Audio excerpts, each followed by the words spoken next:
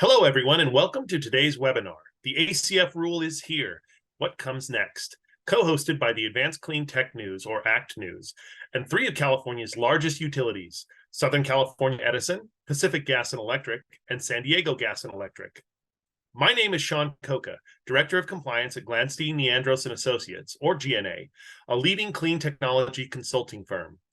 Today, we'll be dedicating the entire hour to an incredibly impactful regulation that has just been approved by the California Air Resources Board, which many of you have heard about by now, the Advanced Clean Fleets Rule, or the ACF rule. If you've joined us for the first version of this webinar back in November, you will likely remember that at that time, the ACF rule was still in draft form, and we were only anticipating what the final version of that rule might look like. Fast forward to 4 months later, and the two biggest takeaways on this webinar will be the ACF rule is here. It has been approved by CARB as of April 28th, 2023, and fleets operating in California will need to begin planning now in order to achieve compliance. And secondly, if you're planning to deploy electric vehicles as part of your ACF compliance, your best first step is to contact your local utility as soon as possible. We have a great lineup of speakers that will be going into much more detail today. First up, I will be breaking down the ACF rule to help you understand what the rule is, who it impacts, and what you, as a fleet operating in California, need to do today to ensure you achieve compliance. Then we'll be hearing from our co-sponsoring utilities. Each of these utilities, SCE, PG&E, and SDG&E, all have programs in place that you can take advantage of today, specifically designed to provide fleets like yours with free resources, support, and most importantly, funding and incentives to offset the costs in this transition to zero-emission vehicles. Today, Jason Groves, e-mobility advisor at Southern California Edison, or SCE, will share what it means to work with your utility, what fleets can expect in terms of EV infrastructure installation timeline, and what resources are available through SCE's Charge Ready Transport program, as well as similar programs available through PG&E and SDG&E. During the Q&A, we'll be joined by Liana Rios, SDG&E's EV Customer Solutions Manager, to talk about SDG&E's Power Your Drive for Fleets program, and Dean Kunish from PG&E's Electric Vehicle Onboarding Team to share details on PG&E's EV Fleet program. Before we get started here, just a few things to keep in mind. Slides from today's webinar will be available and sent to all registrants following the webinar. As I mentioned earlier, we are dedicating as much time as possible today for live Q&A at the end of the webinar. So please submit any questions you have by using the Q&A box located in the upper right-hand corner of your screen. Please direct your questions to the organizer. At the end of the webinar, before closing your browser, we kindly ask that you complete our quick 30-second survey.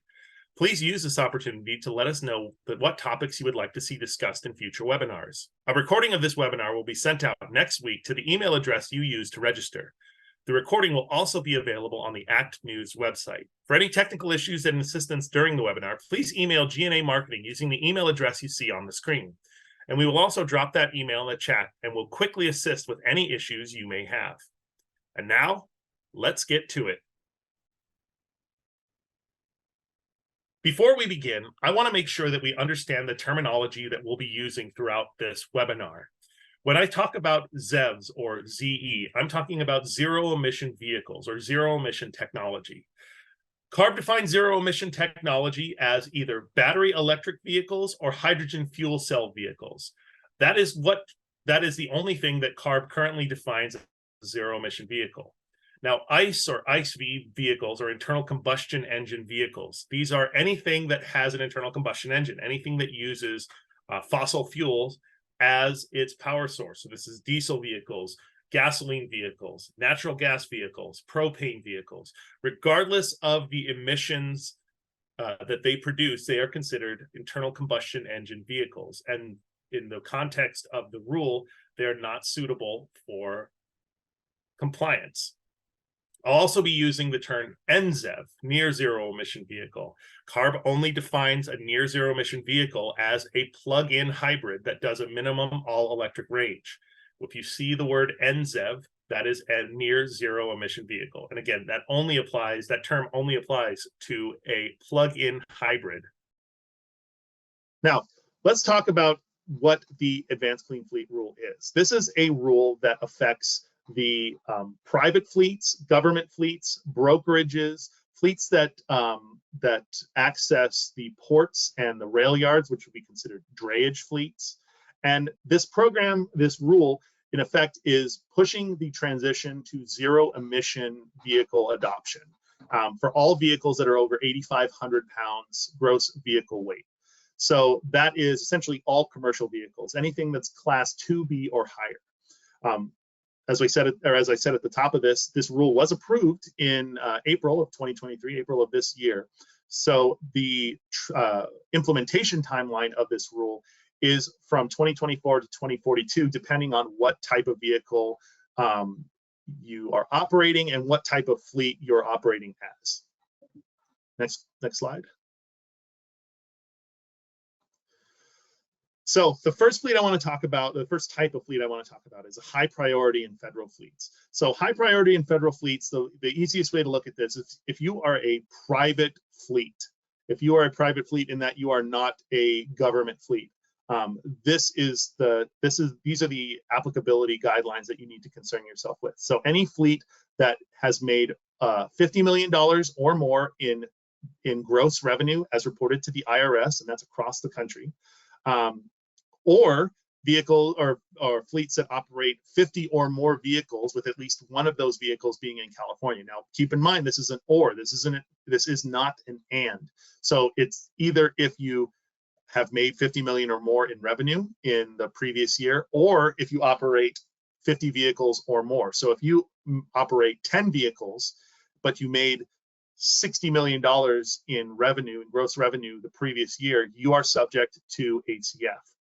And vice versa. You have 75 vehicles and maybe you only made 20 million in gross revenue. You are still subject to ACF. Additionally, any vehicle or any federal fleet that operates within California is subject to the rule.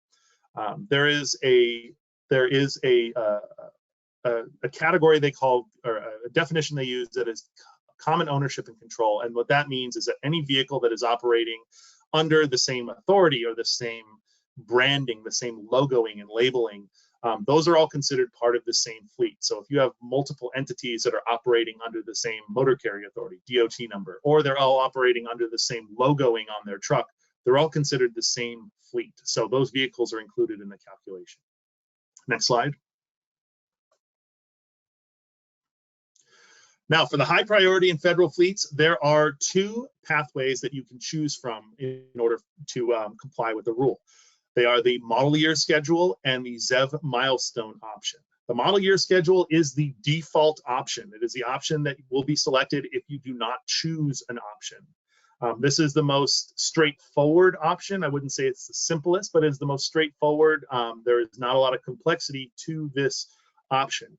Essentially, what you need to do is, starting January 1st, 2024, any new vehicle added to the fleet that is over 8,500 pounds must be a zero emission vehicle, must be a ZEV.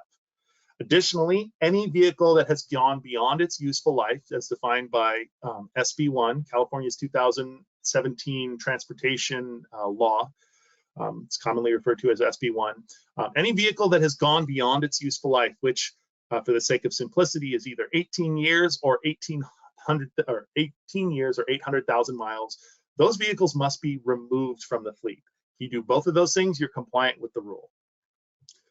Straightforward, simple in a way, but not very flexible. It is actually a very rigid rule. There's not a lot of flexibility in how you comply with the rule. The flexibility is gained utilizing the ZEV milestone option, which is the second option. Now, what this option allows you to do is you have to meet milestone requirements in various compliance years, depending on what type of vehicle you have. The different body types of vehicles are separated into different categories, and those are used to calculate obligations in compliance years as the program progresses. Now, provided you meet those guidelines, and we'll go over it in the next slide, provided you meet those guidelines, then you can continue to operate your internal combustion engine vehicles. You can continue to even purchase internal combustion engine vehicles, provided that you're meeting those milestones. The big caveat of this rule is that for this milestone option is that in order to take advantage of this, you also have to voluntarily give up the protections that are afforded to you by SB1. That's a requirement of taking this option. So what that means is SB1 essentially prohibits a government agency like CARB from forcing you to retire, repower, or otherwise remove a vehicle from your fleet unless it's hit that minimum useful life, 18 years or 800,000 miles. By waiving that right, you're allowing CARB to tell you that you have to retire one of your vehicles before its useful life. Now, it's probably not going to affect you in the early years of this program, but as the program progresses and the milestones get closer to 100% for different groups, you might be forced to retire a vehicle that has not reached its minimum useful life. That's the caveat of this one. Next slide.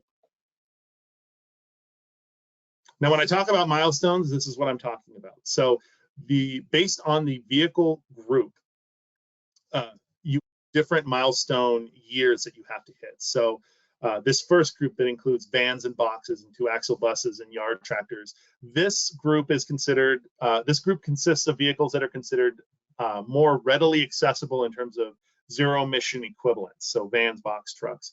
And as such, they have an earlier compliance deadline. Now, this can be a bit confusing, and I understand if you are confused by this because it takes a little bit to understand it. When you're looking at that 10% in 2025, that doesn't mean that 10% of your vans, let's just say for the sake of simplicity, you have 100 vans in your fleet.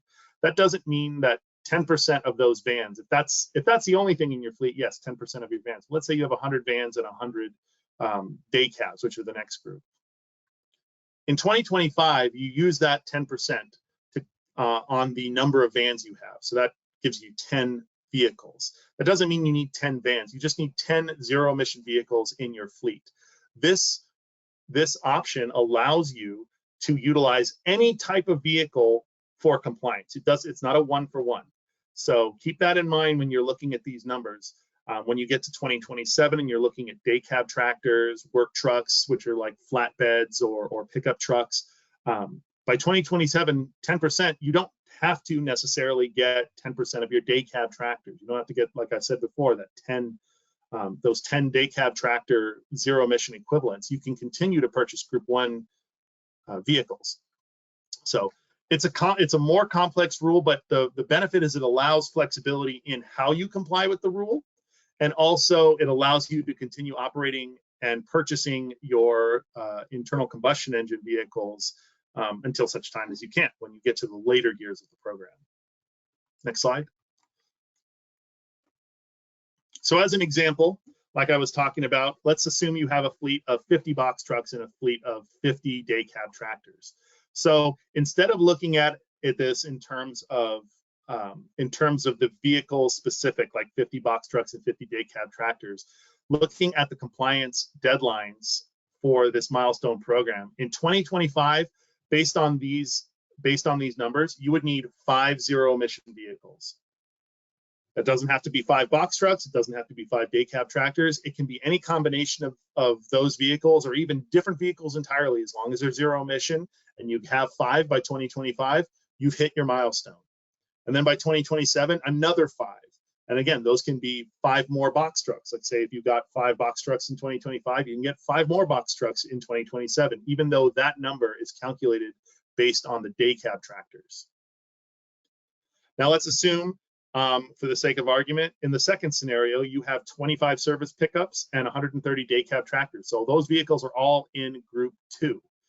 So you're looking at, by 2027, you need 16 vehicles. Now that can be 16 vehicles of any type. That can even be 16 vehicles. You could add step vans to your fleet. If you don't have any step vans and you want to add step vans to your fleet, that would work.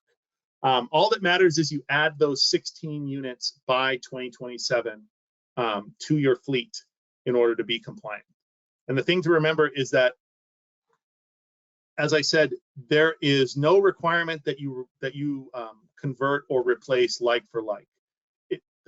Compliance can be achieved, like I say here, by any ZEV additions to your fleet, rather than needing to replace a day cab a diesel day cab with a zero emission day cab. That's not required. Of course, you can do that, but it's not required. That's a like for like transition. Next slide.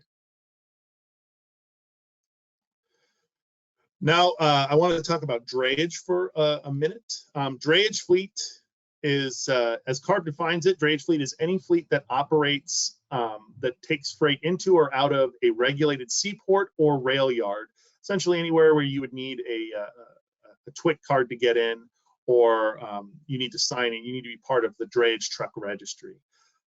So this fleet applicability is far simpler, and the compliance method is more straightforward than it is for the high priority fleet. Essentially what they are going to do, and if you have a drayage fleet, you're familiar with the drayage truck registry, or the DTR. The DTR, or the new equivalent of it, which is called CARB's online system, is going to be the enforcement mechanism for ACF for drayage trucks. Essentially, starting January 1st, 2024, any new additions to the drayage truck registry are going to need to be zero emission vehicles. Next slide. So as I said, any new additions. There is a allowance for legacy drayage trucks that have been operating and are already registered within the system to continue operating zero or non-zero emission vehicles, diesel, natural gas, to continue operating and continue being listed in the drayage truck registry beyond 2024, with the understanding that they have to visit a regulated seaport or rail yard at least once per year in order to maintain that active status within the drayage truck registry. So this compliance is going to be achieved through two phases. Again, starting in 2024, only new ZEVs can be added to the CARB online system. Legacy ICE vehicles, they need to continue to visit at least once per year in order to maintain that status. Starting in 2025, those legacy ICE vehicles will need to start annually reporting their mileage once they've reached 13 years old. And this is to keep track of that minimum useful life that I talked about before, that SB1 minimal useful life, because once those vehicles reach either 18 years or 800,000 miles, they are going to be removed from the drayage truck registry. So if you have a number of older trucks that are operating in the ports, and they can't be too old, because many of the ports, I know ports of LA and Long Beach and several other ports have rules about the model year of the vehicles that are the engine model year that's required to enter the ports. So once those vehicles hit that 18-year milestone, or the 800,000 milestone, they will be removed from the drayage truck registry, and then any new additions then will need to be zero emission. And then once 2035 hits, any of the vehicles, all of the vehicles in the CARB online system must be zero emission vehicles. So any remaining legacy ICE vehicles that are in the drayage truck registry or in the CARB online system by 2035 will be pushed out of that system, and only ZEVs will be allowed to operate in the ports and the rail yards. Next slide. And finally, I wanted to talk about the public fleet component of this. Now, public fleets are defined as largely anything other than a federal fleet. So you're talking about cities and counties,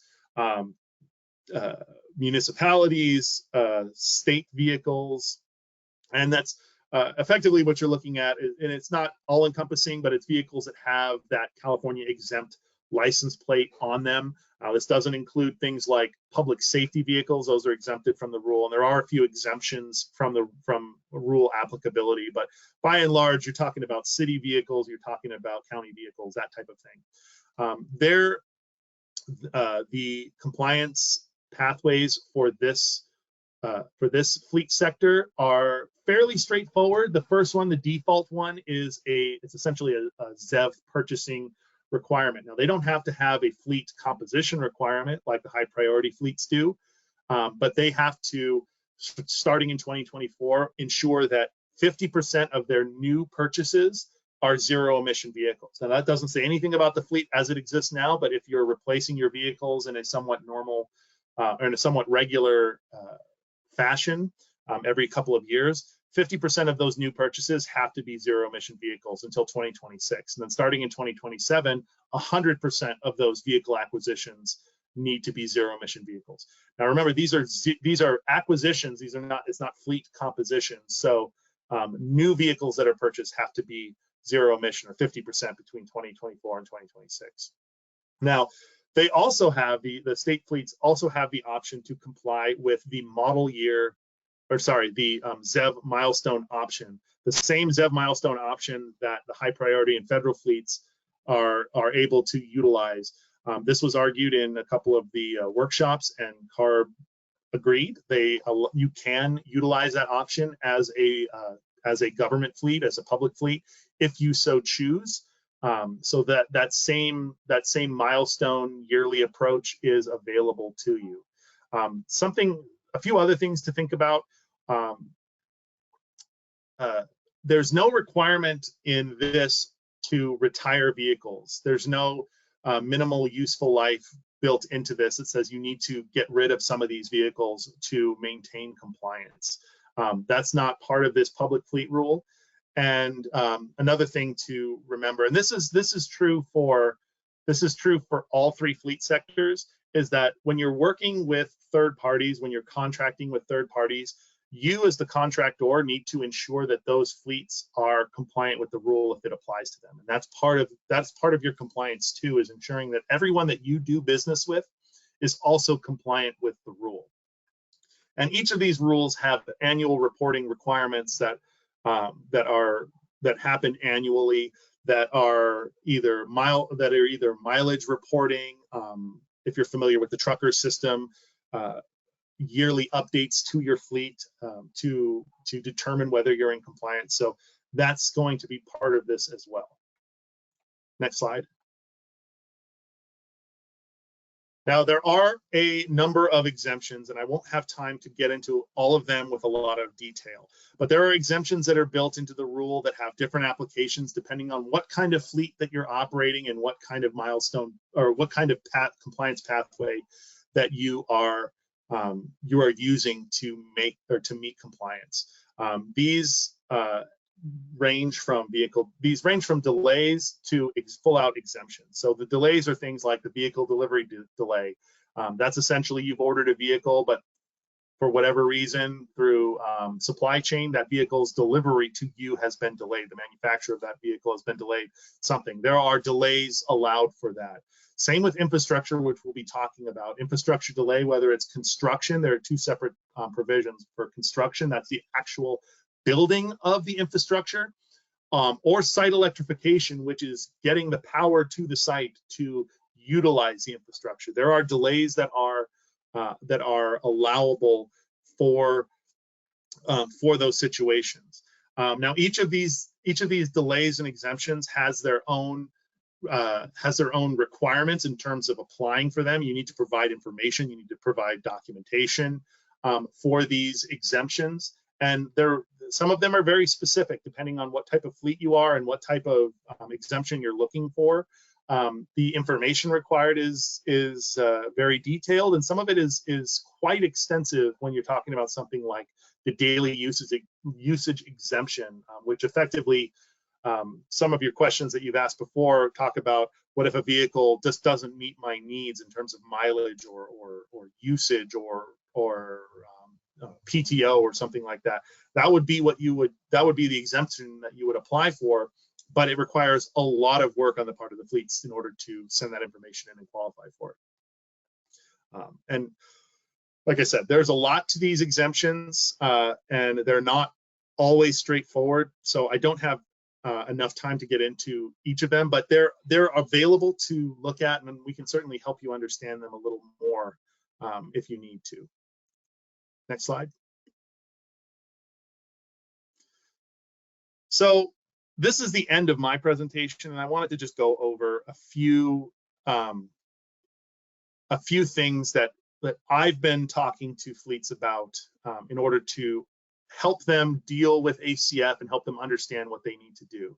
So the first thing I think you need to do is determine your fleet's applicability and the requirements. So are you subject to the high priority fleets? Do you have dual fleets operating under your own fleet? Do you have a high priority fleet that's doing maybe last mile delivery or truckload, less than truckload, and you also operate a drayage operation? If you do have that sort of dual operation, then you might need to do something internally in order to separate those two so that they don't bleed over and you're not confused about the requirements that are imposed on you. The second thing, and really this is one of the most important things, and probably the most important thing, and that's why we're having this webinar today, is you need to contact your utility. You need to contact whatever utility is operating in your area, and you need to start talking to them about what your needs are, and that's talking about the number of vehicles, if you're going the electrification route, the number of vehicles that you need to electrify, and the power needs that you are going to have for that electrification. Talk to them early, because these timelines, these project timelines, can be lengthy. They can be sometimes even longer than 24 months, depending on what you need. I mean, it could be shorter, it could be longer, but you need to have that conversation, and you need to discuss it early with them, and early and often engage them. The next thing you need to do is talk to your OEM partners or leasing partners, and talk to them about their vehicle availability. If you're going to be required to get battery electric or hydrogen vehicles in your fleet, you need to know what the availability is. And for a lot of the exemptions, if you're going to apply for them, there are several of them that require you to have communications from your OEMs to show that you've done your due diligence and you've made a good faith effort to comply with the rule. A lot of these require that you make purchases, or you order these vehicles a year in advance. So starting that conversation now and getting those orders in now, in advance of the 2024, 2025, 2027 compliance deadlines, depending on what you're looking at, is imperative. And this next one is something that maybe fleets don't always think about, is the level of coordination that is required internally within your fleet is a lot more than maybe you're used to. There is a lot of coordination that's going to be required between groups like operations and finance, vehicle procurement, maintenance, safety and compliance, if you have those departments, your executive, your C-suite. Getting those groups to all coordinate and mesh together when it comes to vehicle acquisitions and complying with this rule, and understanding the capital that may be required for the vehicle purchases, the infrastructure purchases, and maybe even real estate purchases or leases or what have you. That coordination needs to start happening now, and those groups need to start talking in order to understand the needs that sort of bleed into different departments. And the last thing I'll say is you need to document everything, especially for the exemptions. There is copious amounts of documentation that is required, and just to comply with the rules themselves, comply with the rule with the various fleets, there is annual record keeping requirements and annual reporting requirements that require these types of records and this type of record keeping that you might not be used to, especially when it comes to contracting and determining compliance with any contractors that you might be working with. So document everything that you're doing throughout this whole process. Document conversations with OEMs, document conversations with utilities, so that you have that proof when you go to CARB for something like an exemption or something like that you need an explanation. Documenting all these things is very, very important. And that's where I'll leave it for my slides. Now I'd like to hand it off to Jason Groves, e-mobility advisor at Southern California Edison. Jason, please take it away. Thanks, Sean. Super important information there. Very, very good. So good morning, everybody. My name is Jason, and I work on the Charge Ready Transport program here at Southern California Edison. I'm going to speak today a bit about how to work with your utility and some of the programs available for fleet electrification at your sites. Next slide, please. All right, first, let's talk about working with your utility and when to engage. I want to mention that both PG&E and SDG&E also have excellent programs to help you electrify. And as I go through this information, please keep in mind that you'll want to reach out to them if they're the utility serving your facility.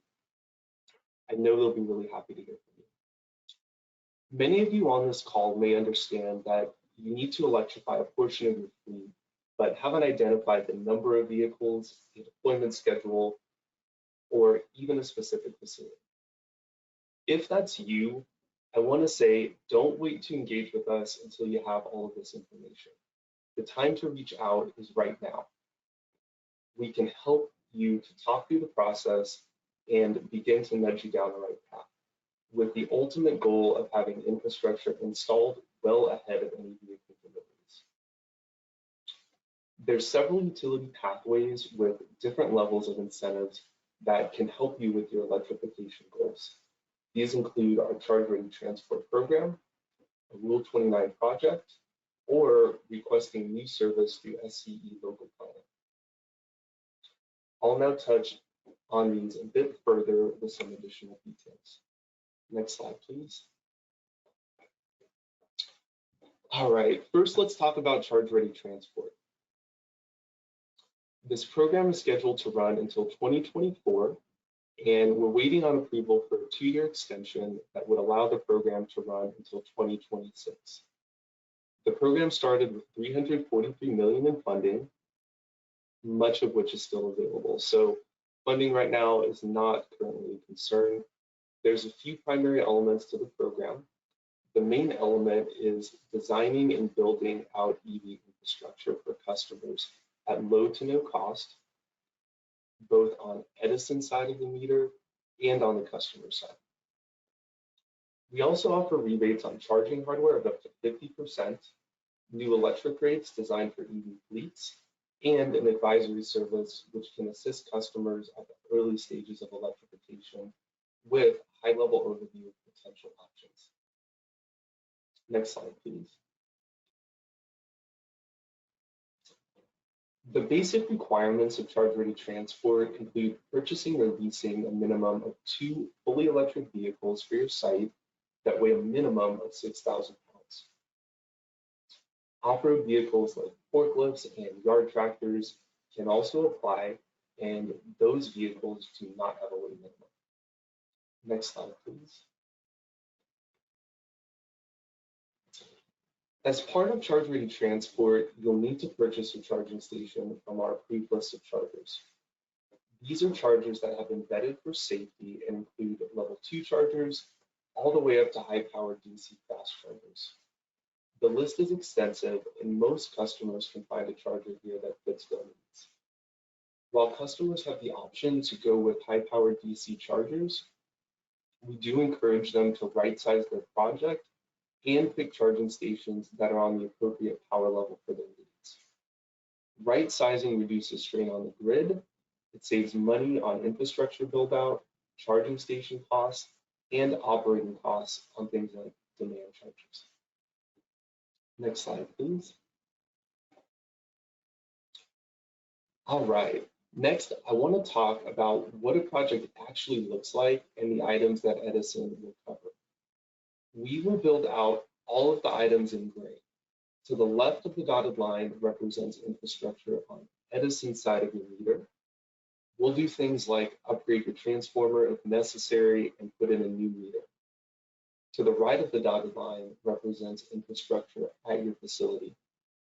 We'll do things like upgrade your electrical panel, trench through your parking lot, run conduit, pull permits, and do final engineering drawings. Edison will pay for, project manage, and construct all of this infrastructure. When we're finished, you'll have what we typically refer to as a make ready or a stub out. This is essentially a tube with wires coming out of the ground that are energized and ready to connect to a charging station.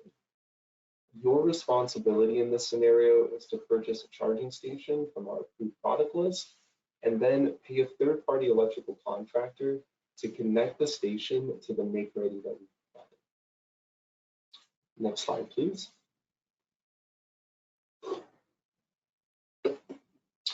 Earlier, I mentioned our Rule 29 program, and I want to talk a little bit about the differences between Charge Ready Transport and Rule 29. The primary difference is that Rule 29 covers any infrastructure upgrades on Edison side of your meter, but does not cover any of those upgrades on your side of the meter.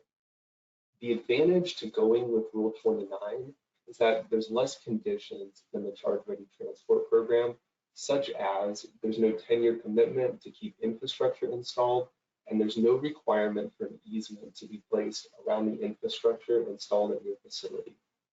So while your cost will ultimately be higher, as you are going to cover the infrastructure expense on your side of the meter, it is occasionally easier for some customers to go this route because there are less restrictions. Next slide, please. All right, this is one of my favorite slides. So let's talk a little bit about the timeframes that are involved with the Charge Ready Transport project. From the time you apply to the program until you can expect completion of infrastructure requires a minimum of 12 to 18 months. The first step involves a conversation with a representative on our business development team or your Edison account manager to determine your EV acquisition plans and overall goals for the project. If both parties determine there's a good fit for the program, we'll schedule a call with you for about 1 hour to complete the application together. So we're going to walk you through it and then discuss next steps. Next, we'll conduct an on-site survey to determine how we can physically install the infrastructure and meet the requested site plan that you put in your application. Then we will present you with an initial conceptual design. If both parties agree to the scope of the design, we'll ask you to sign your program participation agreement, which is your contract within the program. Next, we will require proof of vehicle acquisition and charging equipment acquisition. After these steps are complete, we can begin detailed site work in building out the infrastructure, at which point you can install your charging equipment. And I do want to highlight there that we are not going to ask you for your proof of vehicle acquisition or charging equipment acquisition, your purchase orders for those, until after you've applied for the program. Suffice to say, there's a lot of steps in this process, and I've only mentioned here some of the largest milestones. Completing one of these projects requires active customer engagement through all the stages. This is not a process where a customer can expect to sign a program agreement and then just be hands off. So again, I strongly encourage you to reach out to the utility early in the process so that we can move through these steps before any vehicles are delivered to your site. And I know that there's so many steps mentioned here, and this slide is a little bit scary. And in a way, we kind of, we want to scare you into action, into moving forward early in the process so that you don't have vehicles on the side and problems with power. Next slide, please. Okay, next, I want to touch on some of the benefits to working early with your utility. First is more peace of mind, less worrying about how you'll be able to charge the vehicles once they arrive. Next, avoid the potential of having to install a costly temporary power solution while you wait for your site to be powered. For larger vehicle deployments, working with us early can allow you to establish a path to power over time. For example, if a fleet intends to deploy 50 vehicles at a site, there's a possibility we won't have power for all 50 vehicles in the first year. Giving us your long-term deployment plan could mean we can provide power for 10 vehicles in year one, and then additional power year over year as additional vehicles begin to arrive. The numbers that I've mentioned, they're purely an example. Every site is unique, but hopefully it's a useful illustration. Finally, engaging with us early may give you the extra time needed to apply for one of our programs like Charge Ready Transport, which helps to offset the cost of your deployment. Scrambling last minute to install infrastructure likely means it'll be too late to take advantage of the cost savings that these programs can offer. Next slide, please. Okay, now let's talk about the next steps for beginning your electrification project. First, reach out to the utility covering your region and have a conversation with them about your general goals with fleet electrification. All three of California's investor-owned utilities have options to help you fund these projects, including Edison, PG&E, and SDG&E.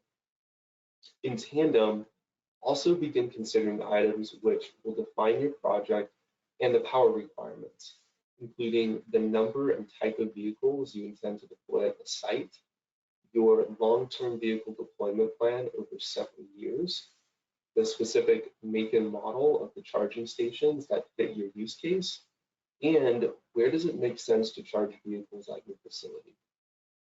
A lot of customers think when they're thinking about site plans or where does it make sense to charge the vehicles, they think they need to at first present us with like a very complicated site plan and have a consultant draw it up. But this can really be as simple as you taking a snapshot of your property in Google Earth and then just drawing a line on top of it, of your ideal placement for the chargers. Okay. Finally, I want to leave you with some additional resources for your project. Check out our Dr. Pep and Power Site search tool for an overview of potential power availability at your site. Please note this is only meant for an initial review of potential capacity and does not guarantee capacity. If you see additional reserve capacity on your specific circuit, that could potentially be on hold for another customer to use in the future. Power is not guaranteed until after a site visit is completed and a thorough review is done by the Edison team.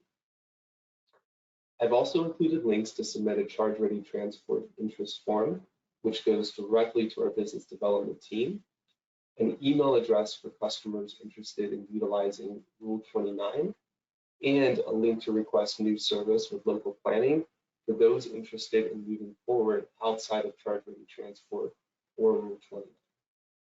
Next slide, please. All right, I want to thank you for your time today. At the end of the webinar, we will have a link to contact your respective utility to ask questions and get the process started. And we are very much looking forward to hearing from all of you. And please, please, please do not wait any longer. Reach out to us today, right after this webinar. Thank you. All right, thank you, Jason. As a reminder, the slides from today's webinar will be available and sent to all webinar registrants. And before we jump into the Q&A, I just wanted to remind you of the two takeaways that I talked about at the beginning of the webinar. The first is that the ACF rule is here. It's been approved by CARB. It was approved on April 28th, and fleets operating in California will need to begin planning now in order to achieve compliance. And then secondly, if you're planning to deploy electric vehicles as part of your ACF compliance, your best first step is, like Jason said, to contact your local utility as soon as possible. Now, we will also be dropping in contact information for each of the utility representatives in the webinar chat and sharing that on screen so that you all have the resources that you need to connect with your utility today. So let's dive into the live Q&A, and we have a ton of questions. A lot of them are touching on the same items, so we'll get through as many as we can. The first question is, how real is this rule, and what will enforcement and penalties look like for fleets that don't comply? Now, this rule is real. This rule was approved by CARB. Now, whenever there is a substantive change in how the Air Resources Board regulates vehicles in the state, there are challenges. But to the rule, but we are operating as if this rule will go into effect. And I believe that the smart way to operate would be to assume that this rule will be in place in much the same manner that it is written today.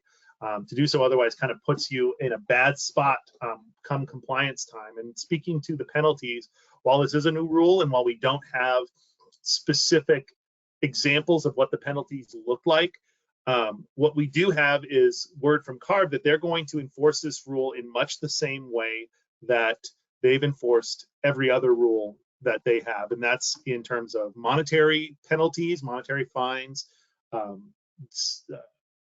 registration holds from the DMV.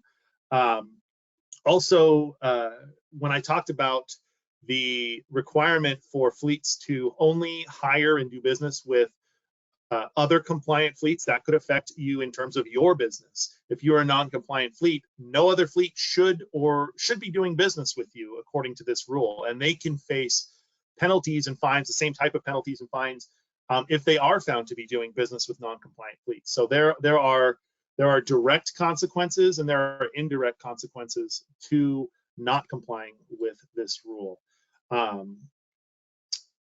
Let's jump to, I hope that answers that question. Let's jump to another question specifically to our utility reps. Can utility timelines be expedited to ensure ACF compliance? If not, why? Why does installing EV infrastructure take 12 to 18 months? I don't know if one of you wants to lead off with this question. Sean, I'll take it. Okay. So our EV fleet program at PG&E, which is very similar to SCE and San Diego Gas and Electric, it is an expedited program. On average, it's 9 to 13 months. We utilize a lot of our own outside resources so that we can go a little bit faster than if you went through the standard path at PG&E. But the big question I have for you is, why haven't you already applied? Our program's been available for the last 4 years. If you had applied early, your project would have been built by now and fully energized, ready to go. Yeah, what I'll add to that, thank you, Dean. This is Liana. There are pathways to SDG&E's Power Your Drive for Fleets program, and I think Dean kind of alluded to the pathway that can kind of shorten that time frame. And Jason, I think you did a fantastic job of outlining that pathway, right? The workflow. There's a lot of steps in there. And our first priority as a utility in providing the charging infrastructure is safety, right? And you never want to cut corners when installing this charging infrastructure. So there are opportunities through the ownership option number 2 pathway, where the customer takes on the customer side infrastructure. That can kind of cut that time frame down. But again, I think the resounding message that you're getting from everyone here is, if you're considering transitioning your fleet, please contact your utility early and often, so that we can, get our planning process going for you and meet your needs when you take delivery of your vehicle. Liana and Dean, that brings up another question that was submitted. Is are you, and this goes to Jason as well, are the utilities looking at these programs as people apply and as projects are reviewed and approved? Are they looking at ways to improve the projects, or not improve the projects? I'm sorry, improve the process, streamline the process, make it more efficient for fleets? Is that something that is happening as fleets are applying for this, or is that something that maybe happens afterwards? Like, what does it look like? And I'm hoping this question makes sense. Are the programs being evaluated as they're being utilized, or is that something that happens sort of at the end? Yeah, it's a good question. So we do daily operational reviews to tweak on our process, to improve it, to make it go faster. A good example is we have city imposing new pole restrictions on PG&E so that we cannot place a new pole. So what we're doing is, how do we streamline our process to utilize existing poles or no poles at all? And also in that process, when a new a design calls for a new pole, rather than wait towards the end when the design is done, how can we work that up front with the city to see if this project is under that restriction by the city, if it's something they're considering?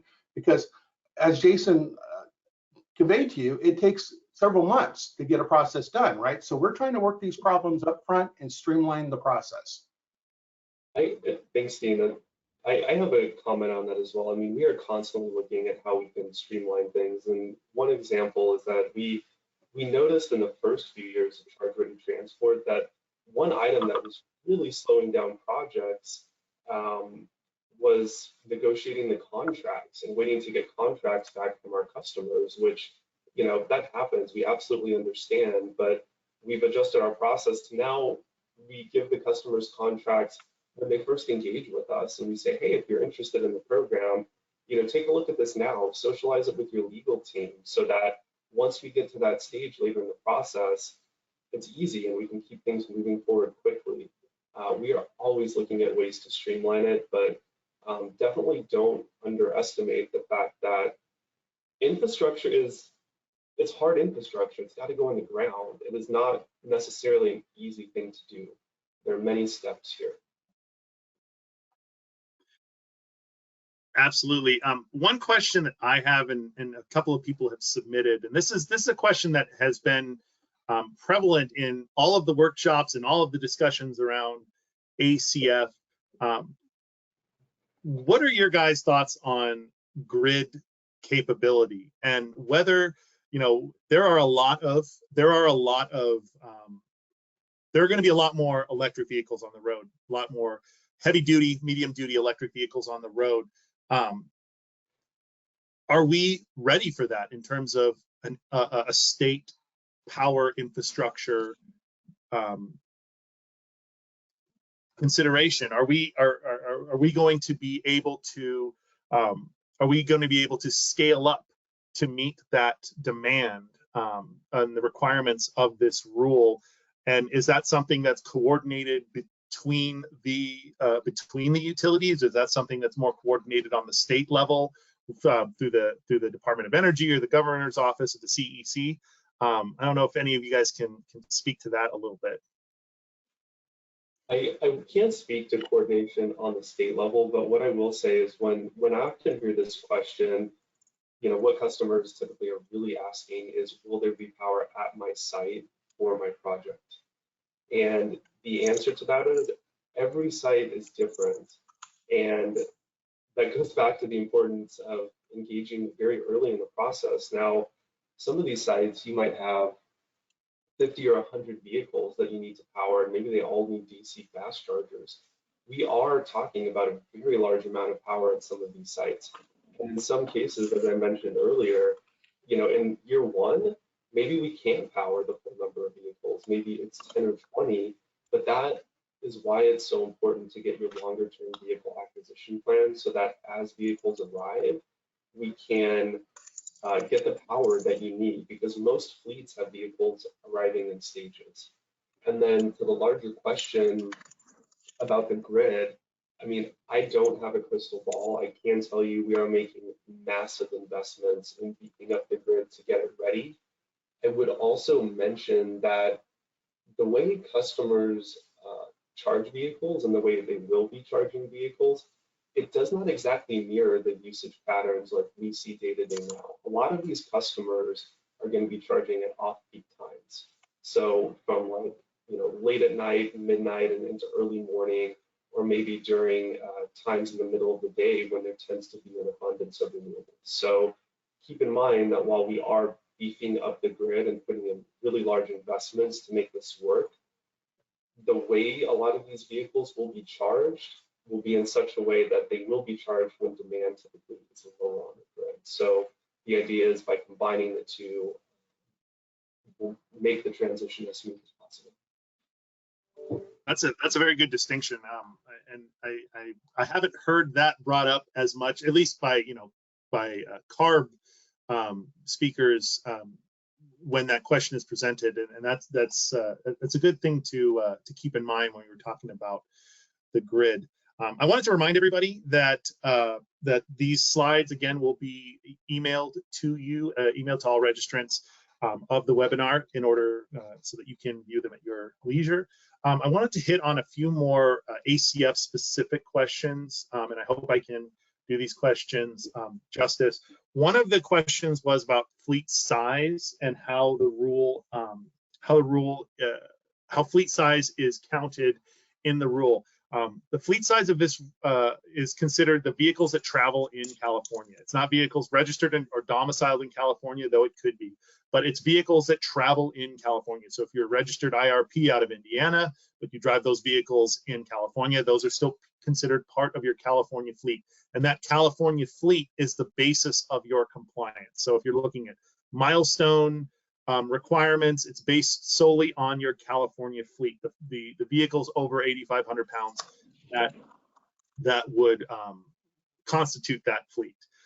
And similarly, when you're adding vehicles to your fleet for compliance, they have to be those 8,500 pound or greater zero emission vehicles.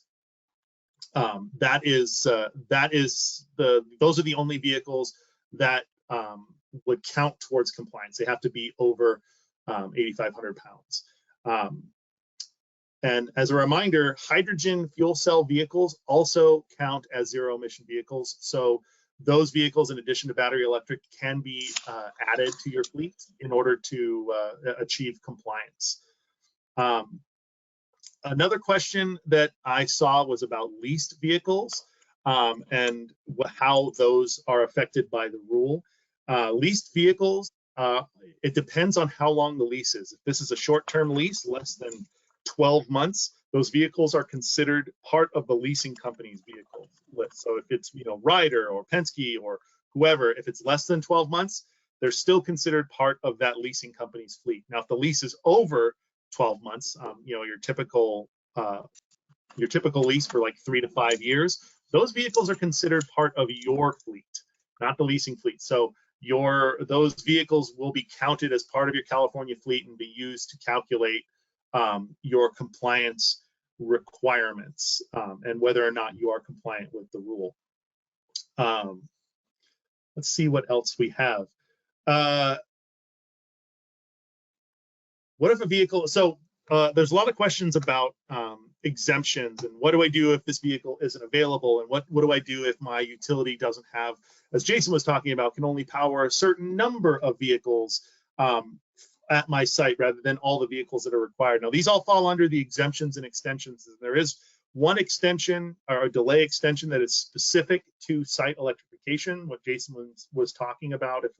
If a utility provides you enough power, can't provide you any power to electrify your fleet without substantial improvements or upgrades, or if they can only provide a portion of your fleet. There is a delay exemption that is specific to that, that requires you to provide information from the utility, and that speaks to engaging with them early. Is you need to provide detailed information from the utility about how much power they can provide, how much that would affect the requirements, the fleet numbers, the zero emission vehicles that you have on order, and you would submit all that to CARB, and you would essentially get an extension if you qualified. You would get an extension for those affected vehicles. So if San Diego Gas and Electric can provide you enough energy for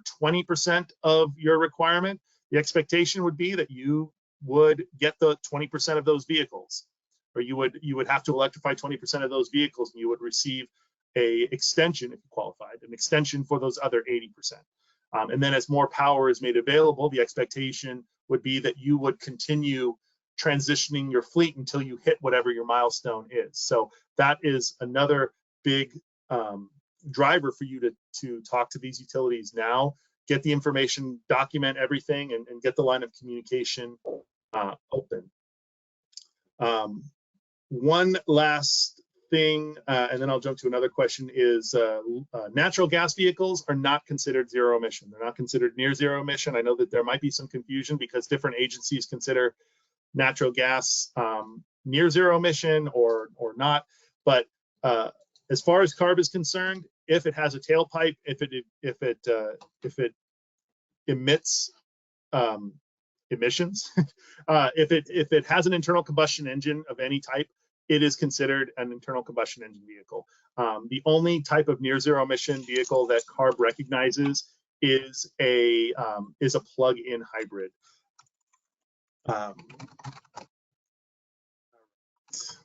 Let's see. How do I know? We've sort of mentioned that. Well, statewide. A lot of the questions for the utilities are about how do I know if there will be enough power for my fleet, and how will I know if there's enough, you know, how long this process will take. So it's a lot of the same questions. We've touched on a lot of those.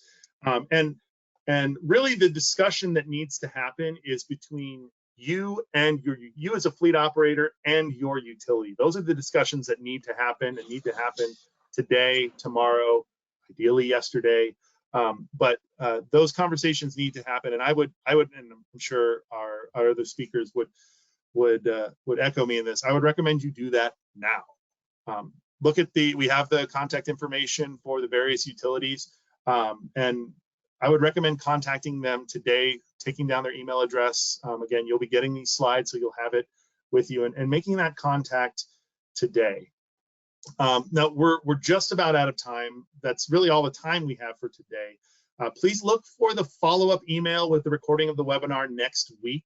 Again, the slides from today's webinar will be available and sent to all webinar registrants. The recording will also be posted to the ACT News website. As a reminder, please fill out the quick 30-second survey that will pop up as you leave the webinar. Thank you so much for joining us. Please enjoy the rest of your week. Take care, everyone. We'll see you next time. Thank you. Bye. Bye.